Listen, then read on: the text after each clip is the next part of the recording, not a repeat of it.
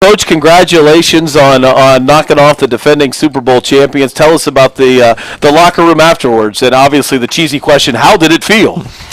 Well, it feels a lot better today than it did last Monday morning. Yeah. But, it was a lot of excitement in the locker room yesterday, and I think that's because there's been a lot said about our defense and our team and where we are, and, our players have a lot of pride, and I think the response that they showed yesterday over at the stadium indicated that, and it was a good thing. It's always good when you come together as a group, you go against what everybody thinks is going to happen, and you have success, and we've had that a number of times. The crowd yesterday was unbelievable. It was like a playoff game, and it was a very satisfying day.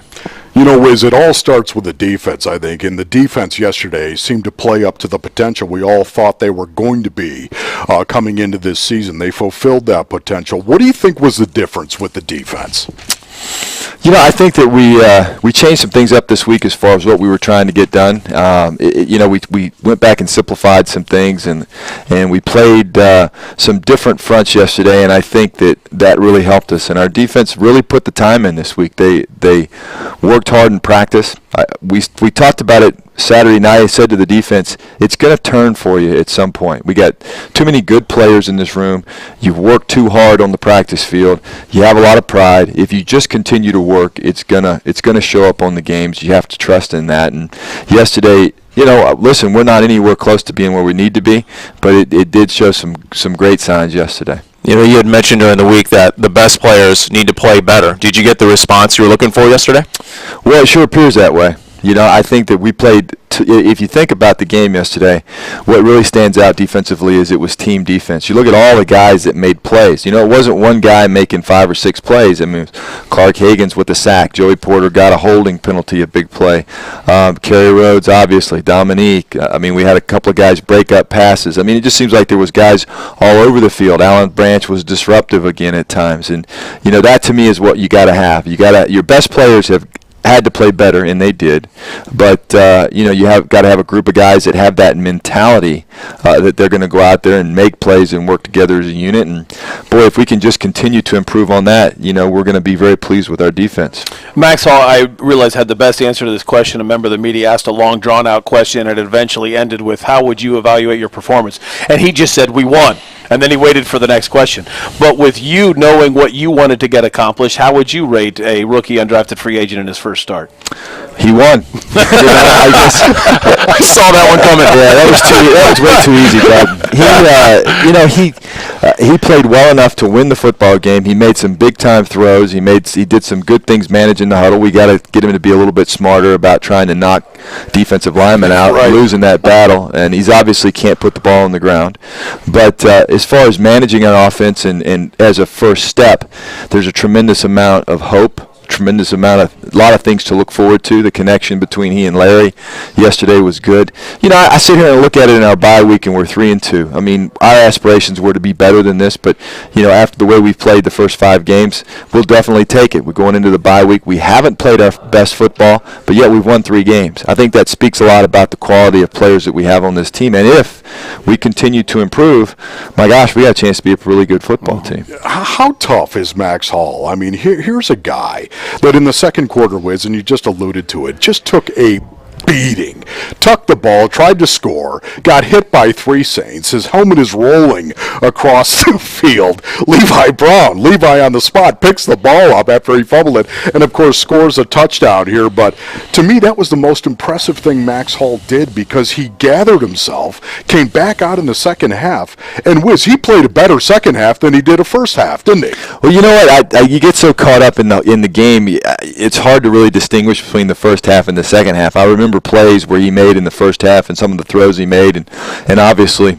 he managed the second half very well. It's never easy to be a rookie, undrafted free agent, and start in the NFL as a quarterback and have success. And it is a compliment to his competitive fire. That's why he does things like he did on the goal line, because he's not focused on anything else other than trying to win the game. And, he wanted to get in the end zone, score a touchdown. He knew that was critical for us after Paris had gotten us the turnover down there. And that to me speaks a lot about him.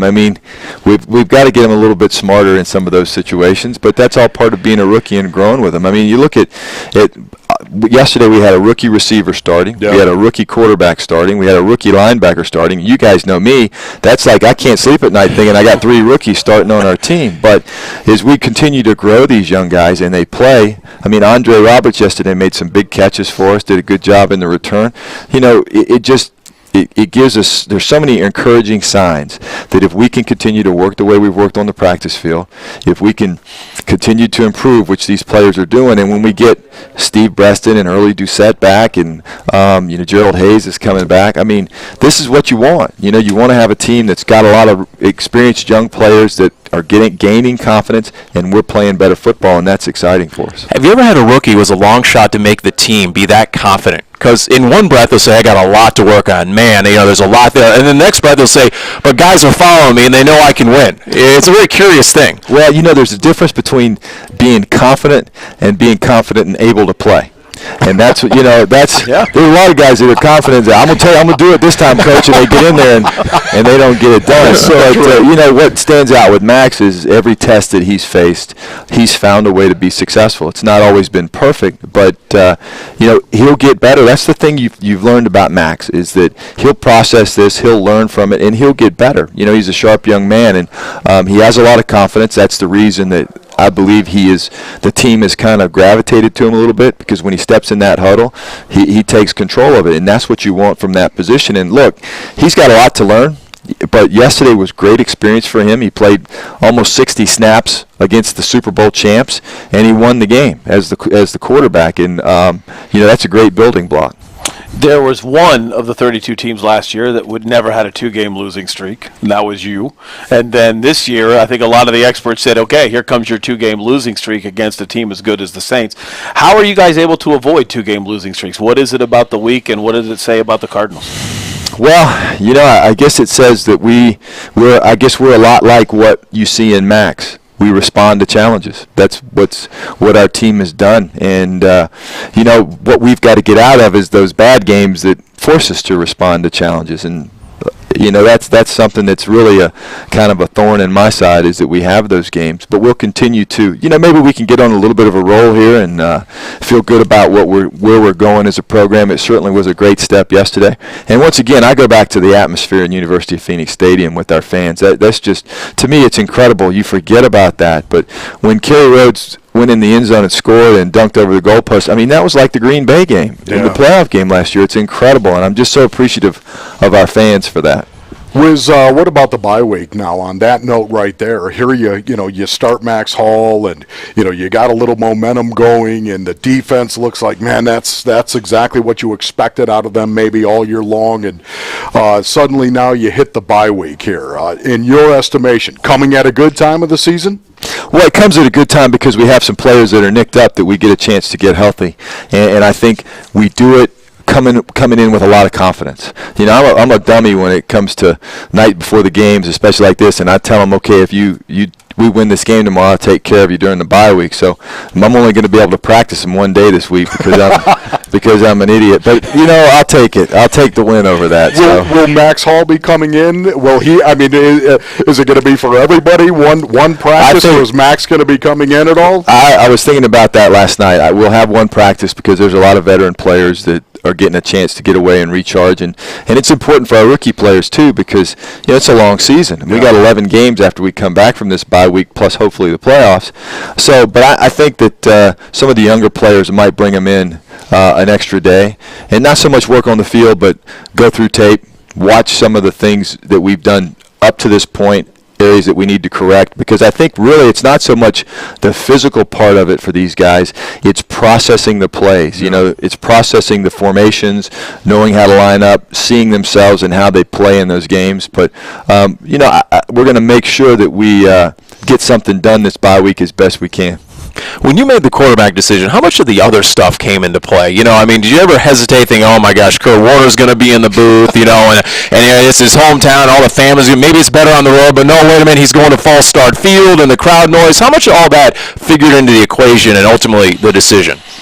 I think that really, when you start to make a decision like that, there's a lot of information. That's why we always make sure that we take our time and we're deliberate in those decisions, because they have such a big impact on your football team, as we saw yesterday. But I think you balance all those things out. There's no question that playing a home game factored into the decision because of Max, because if you're going to get his first start, you definitely want to do that at home as opposed to in Seattle on the road, if that's something that's in consideration. But I tell you what, it seems to me like every time we're faced with a situation where there's big-time drama, if you think about the Super Bowl, who do we play but the doggone Steelers, which, of course, we got all the connection with the Steelers. Now, Max's first start, and who's in the booth, who's on the field, of course, Kurt Warner. So, every time there's irony involved, it seems like, okay, well, let's involve the Cardinals, because that seems to be a good story. But, there was a lot of factors that went into the decision with that, and I can't compliment not only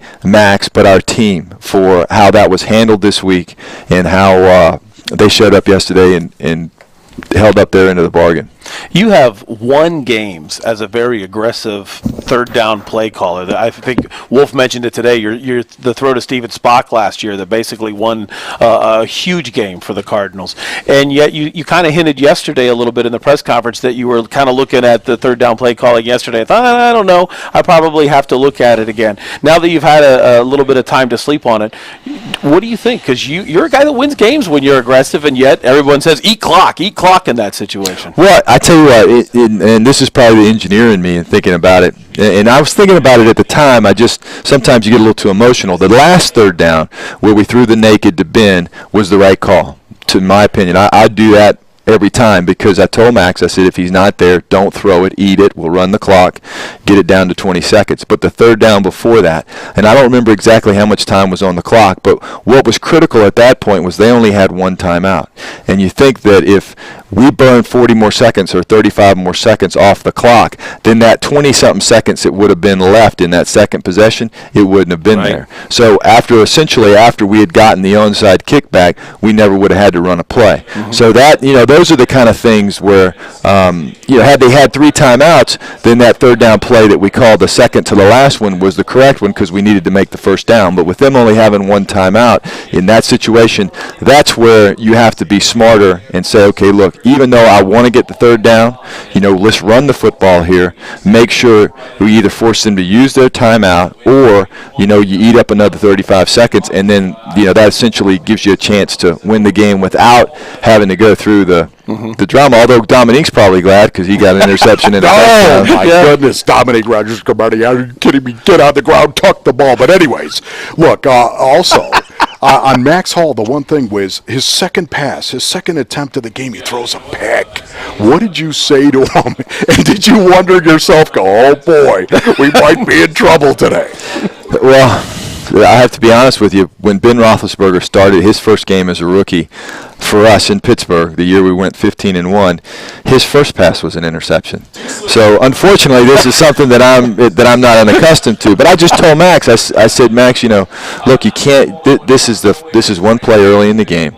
I said, this is going to happen. You got the interception out of the way. Now let's go. You know what you have to do. You can play at this level.